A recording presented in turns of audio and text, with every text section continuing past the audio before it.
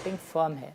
पाकिस्तान में हम सब जानते हैं कि recently 2 ETFs have been started और उसमें बहुत ही कम इंटरेस्ट है, यानी उसके आने के बाद हमने देखा कि मार्केट की लिक्विडिटी कम हो गई है, क्योंकि फ्यूचर्स के जो स्टॉक्स थे वो combinedly on aggregate basis market का 60% वॉल्यूम ड्राइव करते थे। ETFs के आने के बाद चूँकि रेडी मार्केट में लॉट साइज़ ETF का स्टॉक्स का एक कर दिया गया है, जो कि किया जाना चाहिए था, फ्यूचर्स में चूँकि नहीं किया, तो फ्यूचर्स के अंदर अगर कोई ETF बास्केट को हैच करना चाहे, उसको आर्बिट्राज मैनेज करना चाहे, तो वो नहीं कर पाता।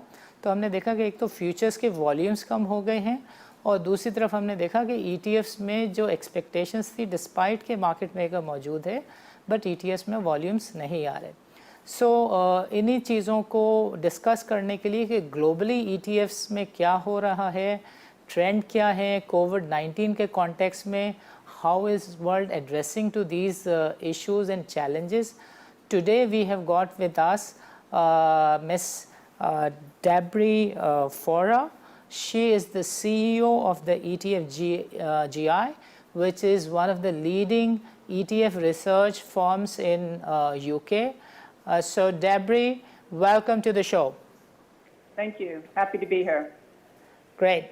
So as I've given a brief intro in my local language, I would want you to give us a sort of overview as to what is happening around the world, how is world looking into the COVID-19 situation, how are financial markets addressing the challenge of liquidity, and what do you see, how do you look at the future of the ETFs? Yeah, so that's an interesting question. What we've seen is the volume traded in ETFs has on many days hit records. And so ETFs have been able to handle significant trading volumes and significant inflows and outflows. So they really have busted a lot of the myths that they wouldn't be able to handle volatility or significant inflows and outflows. So I think they have performed very well. And we've seen that the use of ETFs in terms of net inflows have been very significant this year. We've had $293 billion of net new money going into ETFs through the end of June. Last year, through the end of June, it was $209 billion. And what we're seeing is investors are using ETFs to invest in many cases, less risky investments, so moving more into fixed income. And very significantly this year, we've seen net inflows into gold. So if you look at the flows into commodities, there's been $54 billion going in. Last year, at this point, it was only $6 billion. So we see some investors going into equity exposure, looking at investing in technology and healthcare, where they feel those segments will benefit from the COVID situation and from work from home. Okay, great. And can we see interest in the currencies? Can we see currencies as one of the good asset classes, or rather gold or metal? Give me this view from the regional perspective as well, like Asia, Europe, and the markets as a market classification as well. You see the developing markets doing better, or emerging markets, or the developed markets doing better. So I've asked a number of questions, so please update our audience.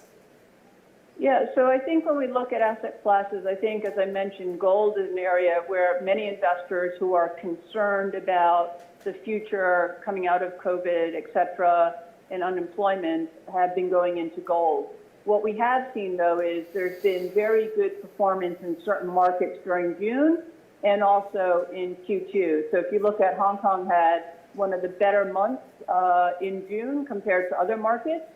We also see that investors are looking at which countries have dealt with or are dealing with COVID better than others. So if you look at New Zealand, you look at South Korea and some of the other markets where they've controlled COVID and they have the technology in the country as well as for individuals so that education can happen remotely.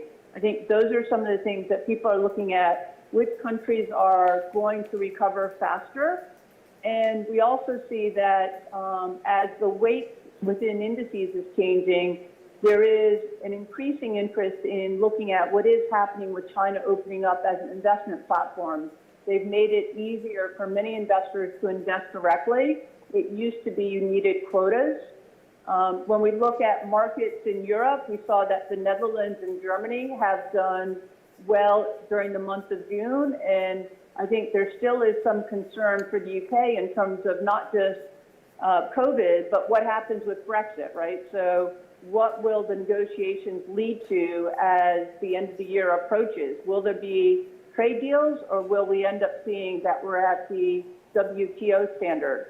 Okay. So there is uncertainty for the UK there. Is because what we have seen in past 3 months is higher volatility with the oil things going one side and with the oil price going down, the things going other side. And do you have a view as to how long this situation is likely to continue? A lot of people, a number of people say that until June 2021, when people expect a vaccine to come, until that time, things are going to remain the same. What is your view on that? Yeah, so oil is an interesting one, right? So most of the places where you store oil are full. So that's really presenting a challenge because the use of oil, if you look at the number of cars on the road or buses, so there's a lot less transportation happening. And so I think that we are going to see a continuing situation with oil supply being way above what is needed, and that will impact pricing there.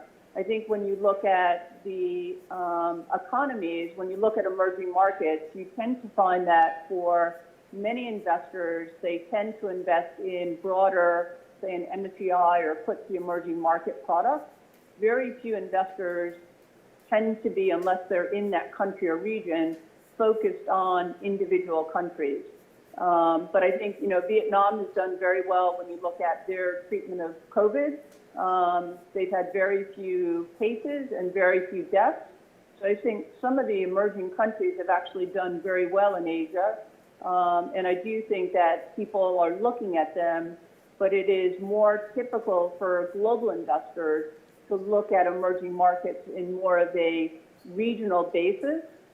Because you find that the weights of individual countries within a broad benchmark are quite small, and so they often don't have specialists looking at individual countries and stocks. Europe is going to take, the European equity fund managers are going to start looking back to some of the Asian countries. That's an interesting question. I think, a lot of it is going to depend on how COVID continues to progress in various countries. Do we see a second wave? Also, I think it's driven by the technology. So I think what we are finding is many people are looking at technology. So they see the importance of disruptive technology. They also see how technology is helping people globally be able to communicate and work from home.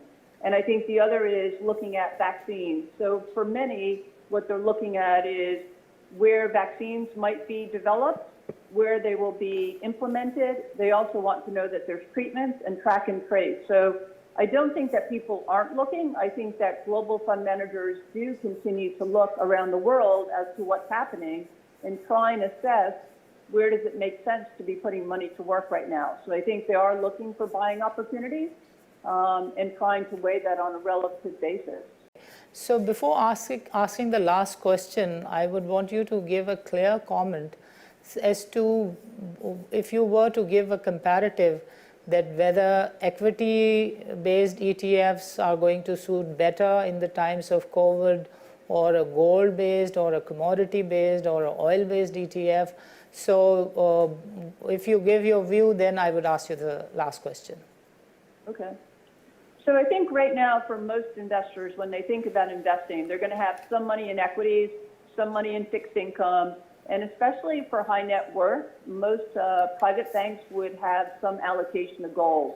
We are seeing increasing allocation to gold by many, but we are seeing investors continue to look at buying opportunities in equities. So if you look at flows, we're still seeing net inflows going into larger cap benchmarks, technology, and healthcare. I think when you look at fixed income, part of the demand for fixed income is also coming from the fact that The Fed is buying high yield and investment grade fixed income in the U.S.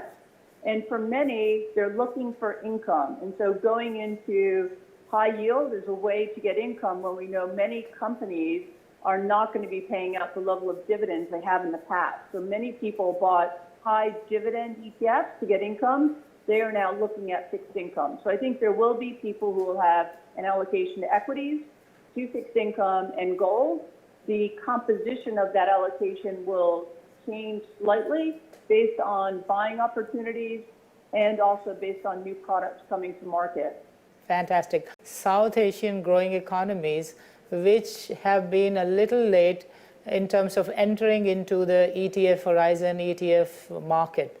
So what would you advise them in terms of regulatory development, in terms of improving the participation? Because when you talk about participation of the retail investor base, the interest is lackluster. In fact, people haven't traded even a shred of a percent. They haven't bought ETFs, but they have bought all the stocks which are in the basket of ETFs. So nations like these who have just started with the exchange traded funds, what would you advise to the regulators as to what should they do? Well, I think often when you think about launching a new product like ETFs, and ETFs globally are only 30 years old, so they are still relatively new, it takes a lot of education. So people have to understand what is an ETF, how does it work. They need to have a brokerage account, and they need to understand what is the benefit of using an ETF. So if investors typically have used active mutual funds, one of the learnings you find over time is most active mutual funds don't consistently beat their benchmark. So moving to index products makes sense. So Deborah, Yeah. thank you very much. Thank you for your time.